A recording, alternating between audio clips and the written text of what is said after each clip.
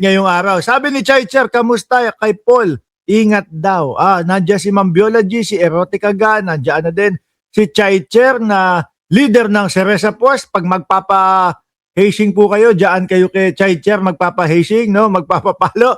Nandiyan din po si Marge. Sino pa nandiyan sa taas? Si Fatima Bello, nandiyan na din po. Si Ma'am Chris Rose, si Boogie Arellano. Sino pa nandiyan? Si Benji Almendras, Ardayan, nandiyan din, buong Cereza Force family, ha. Salamat sa inyo. At sino pa? Mamaya si Shiro Kansaki nandiyan. At si Efren Podador. Shout out po sa inyong lahat, mga kababayan. Game, umpisahan na po natin ito.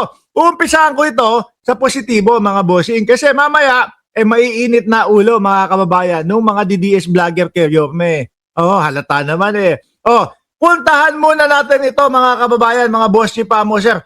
Mga gulay sa Benguet ipinamahagi ng libre sa NCR. At ang litrato po na nakikita nyo diyan, mga kababayan, ay si Pangulong Bongbong Marcos, mga bossing. At kung titignan po natin yung sinasabi ng mga DDS na ayaw, hindi pinapansin at walang pakialam kay Pangulong Bongbong Marcos, yung mga kababayan natin, lalong-lalo na po na dyan sa palengke, hindi po totoo. Ayan, kitang-kita na ho natin, mga boss chief Pamoser. Talagang kinagigiliwan at gustong-gusto na makamayan at masaya. Hindi ho ba? Ngayon, eto ang problema dyan. May problema lagi, anak ng putik na yan. Sa mga DDS pa naman ba? Di ho ba? Pwede ho bang walang problema sa mga DDS kapag maganda yung nakikita nilang ginagawa ni Pangulong Bongbong Marcos? Siyempre sasabihin niyan, naku, pansamantalang ano lang iyan. Pansamantalang lunas lang iyan.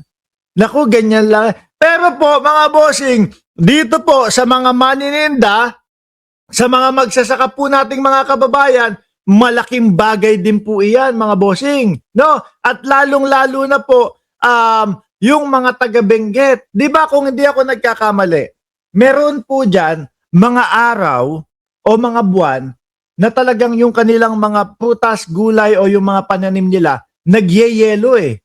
Di ba?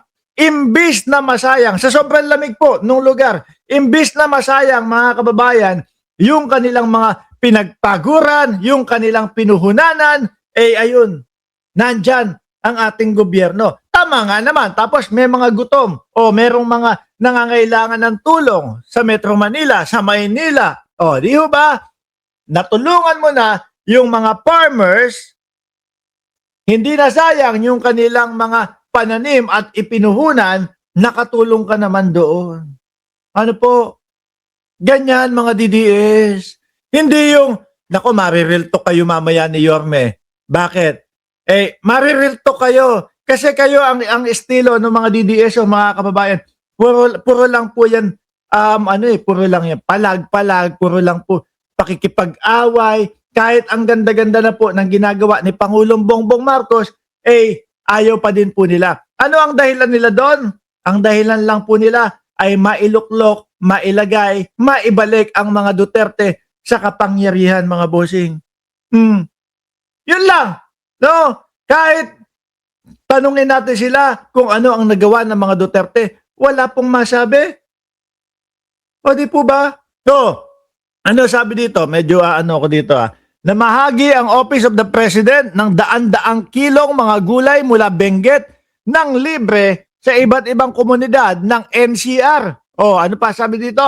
Tinanggap ng mga lokal na pamahalaan, LGUs, ang mga supply ng produktong agrikultura binili ng Malacanang sa pagbisita ni Pangulong Ferdinand Marcos sa La Trinidad, Benguet, mga bossing. Trading po sa Benguet, Agri-Pinoy Trading Center.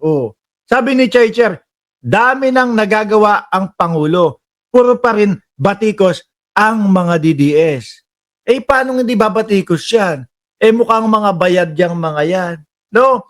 Pagka sila huminto, mga bossing, naku, napahinto ako dito. Shout out po kay Ma'am January 78. Bigla akong napapahinto diyan sa sa suot mo. Shout out, madam. No, pag yung mga yan huminto, ano ipapalamon sa kanilang mga pamilya? Ano ipapakain sa kanilang mga binubuhay. Di ba? Kaya yung mga yan, napipilitan na lang po na gumawa ng mga fake news at umatake ng umatake kay Pangulong Bongbong Marcos kahit hindi naman dapat pang atakihin pa. Di ba, Ma'am Neng Gigi? Ganyan ang nangyayari sa mga DDS. Mga mukhang pera yung mga yan eh.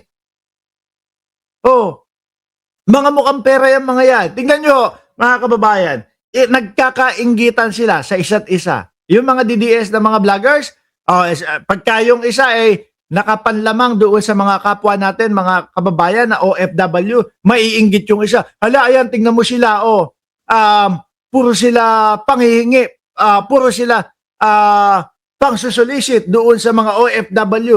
Ang nagbibisto po, yung mga kapwa natin, mga OFW at mga kapwa natin Pilipino.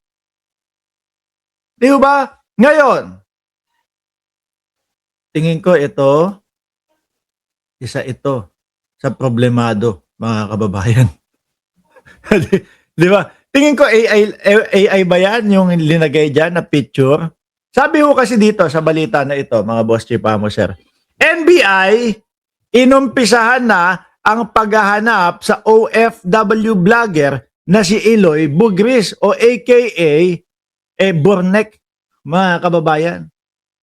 Oo, tingin ko ako, naniniwala ako dyan. Kasi nakikita ko, nung unang mga vlog nito, galit na galit.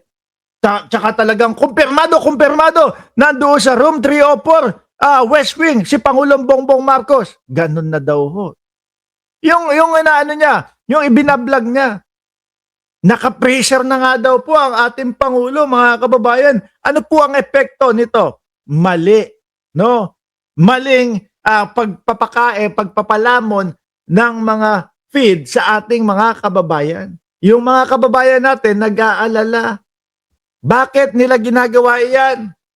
No, hindi nila kayang mapatanggal si Pangulong Bongbong Marcos dahil nga ang Pilipino nakasuporta, dahil nga ang Pilipino ay nakikita yung mga trabaho at gawa ni Pangulong Bongbong Marcos. Hindi nila mapatanggal sa pamamagitan ng mga pagpe-fake news nila na kagaya nung mga bumabatak si Pangulong Bongbong Marcos. Doon sa mga mali-maleta nila, hindi nila kaya, mga kababayan. Kaya ngayon, pine-fake news naman po nila na may sakit ang Pangulo. Dahil kapag ang Pangulo hindi na nagagampanan ang kanyang trabaho, kailangan po na palitan ng ikalawang Pangulo. Yun po ang dahilan nung mga pinaggagawa nila na ang ating Pangulo daw po ay nakaratay na o ang ating Pangulo daw po ay tegi na o tsugi na o naka-freezer na. Mga bossing, ngayon, iba na yung nakita ko na binablog na ito.